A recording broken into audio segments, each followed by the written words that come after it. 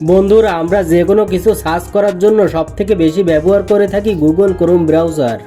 আমরা অনেকেই Google Chrome ব্রাউজারে সার্চ করার পর অনেক ওয়েবসাইটে ঢুকতে পারি না, অনেক ধরনের ভিডিও দেখতে পারি না। অনেক সময় আমরা ভিপিএন ইউজ করে থাকি। বন্ধুরা, ভিপিএন ইউজ করলে কিন্তু অনেক সময় সমস্যায় পড়তে হয়, বিশেষ করে আমাদের ফোনের আইপি অ্যাড্রেস চেঞ্জ হয়ে যায়।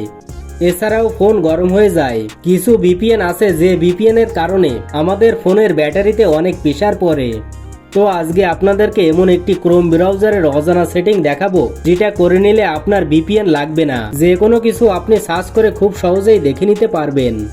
তো এমন কিছু ওয়েবসাইট আছে বা ভিডিও আছে যেগুলো ভিপিএন ছাড়া ঢোকা যায় না। তো আমি কোন ধরনের ভিডিওর কথা বলছি বা ওয়েবসাইটের কথা বলছি আশা করি আপনারা বুঝতে পেরেছেন। তো চলুন মূল ভিডিওটি শুরু করি। ওকে, তো আপনি যদি গুগল ক্রোম ব্রাউজারে সেটিংটা করে নেন, তাহলে আপনি ইচ্ছা মতো যে কোনো কিছু সার্চ করে দেখতে পারবেন, মানে যে কোনো ধরনের ভিডিও খুব সহজেই সার্চ করে দেখে নিতে পারবেন। তো কাজটি করার জন্য আপনি গুগল ক্রোম ব্রাউজারটা ওপেন করবেন। গুগল ক্রোম ব্রাউজারটা ওপেন করার পর উপরে দেখতে পারবেন 3 ডট মেনু আছে, এখানে ক্লিক করবেন। ক্লিক করার পর নিচের দিকে দেখতে পারবেন সেটিং নামে একটি অপশন রয়েছে, এই সেটিং অপশনের উপর ক্লিক করবেন। সেটিং এর উপর ক্লিক করলে এই পেজে দেখতে পারবেন প্রাইভেসি অ্যান্ড সিকিউরিটি নামে একটি অপশন দেওয়া রয়েছে। আপনি এই প্রাইভেসি অ্যান্ড সিকিউরিটি অপশনের উপর ক্লিক করবেন।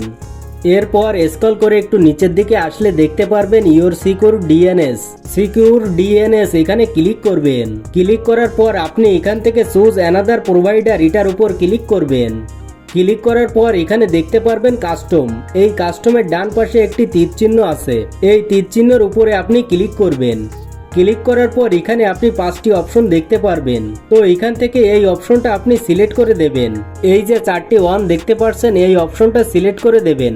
সিলেক্ট করার পর আপনি এখান থেকে বের হয়ে যাবেন। তো আপনার কিন্তু কাজ শেষ। তো এই একটি সেটিং এর মাধ্যমে আপনারা ক্রোম ব্রাউজার থেকে যে কোনো কিছু সার্চ করে দেখতে পারবেন। আপনি ক্রোম ব্রাউজারে আপনার ইচ্ছা মতো যে কোনো ভিডিও বা ওয়েবসাইটে ভিজিট করতে পারবেন এবং ভিপিএন ছাড়া সবকিছুই দেখতে পারবেন। তো এটাই ছিল দেখানোর। ভিডিওটি ভালো লাগলে লাইক, কমেন্ট ও শেয়ার করবেন।